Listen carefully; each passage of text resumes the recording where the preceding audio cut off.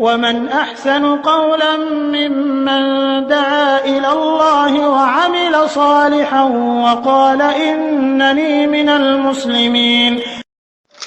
আসসালামু আলাইকুম রহমতুল্লাহি ওয়া বারাকাতুহু। আমাদের একজন ভাই প্রশ্ন করেছেন, তাহাজ্জুদের নামাজ পড়লে কি তারাবির নামাজ না পড়লে চলবে? হ্যাঁ, আসলে প্রথমত বলবো যে দেখুন, যে এই নামাজ তো আর ওয়াজিব না, এটি নফল নামাজ। এটি আমাদের প্রথমত মনে রাখতে হবে যে এটি নফল নামাজ। কিন্তু হ্যাঁ, গুরুত্ব আছে অনেক। মান কামা রমাদান ঈমানান ওয়া ইহতিসাবান গুফিরা লাহু মা তাকাদ্দামা মিন যামবিহি। যে ব্যক্তি ইমানের সাথে সওয়াবের আশায় রমজান মাসের কিয়ামুল লাইল করলো, কিয়াম করলো, তার সকল পূর্বের সকল গুনাহ খাতা ক্ষমা করে দেওয়া হবে। তো এই সালাতের অনেক গুরুত্ব রয়েছে। কিন্তু এখন আপনার যে প্রশ্ন যে তাহাজ্জুদের নামাজ পড়লে কি তারাবির নামাজ না পড়লে চলবে, মানে সেটা কি যথেষ্ট হবে, এটি আসলে প্রশ্ন। আসলে তারাবি এবং তাহাজ্জুদ বা কিয়ামুল লাইল যেটাই বলুন না কেন, তাহাজ্জুদ কিয়ামুল লাইল এটি হলো মূলত রমজান ছাড়া অন্য মাসে যেটি করা হয় এবং বিশেষভাবে ঘুম থেকে উঠে যেটি করা হয় সেটিকে বলা হয় বিশেষভাবে। এটির মানে আপনার কিয়ামুল লাইল রক্ত এর আগে তো আমরা বিস্তারিতভাবে বর্ণনা করেছি যে এশা থেকে শুরু করে একেবারে এশার নামাজের পর থেকে একেবারে ফজর উদিত হওয়া পর্যন্ত।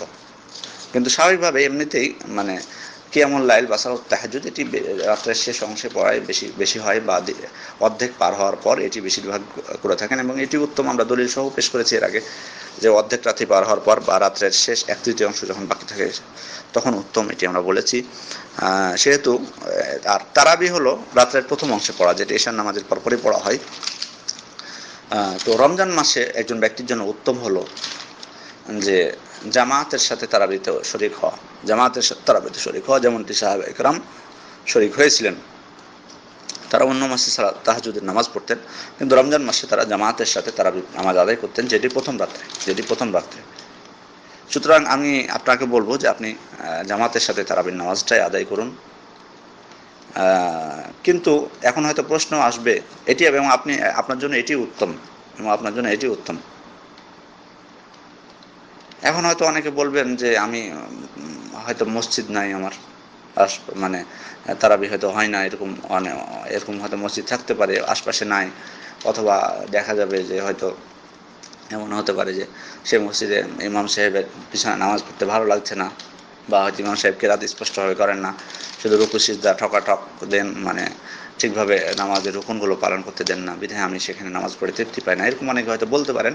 তো তারা পড়তে পারেন না, আপনারা শেষ ভাগে পড়তে পারেন, এটি আপনাদের জন্য বৈধ রয়েছে। তবে আমি যেটি বলবো যে উত্তম হলো যথাসাধ্য চেষ্টা করবেন যে ইমামের সাথে তারাবির নামাজ পড়ার জন্য, যেমনটি সাহাবা ইকরাম করেছিলেন। তারপরে তাবেঈন সহ আমাদের সালাফে সালেহিনরা এটি করেছেন। ওদের আমাদের উচিত এটি করার প্রতি আগ্রহী হওয়া।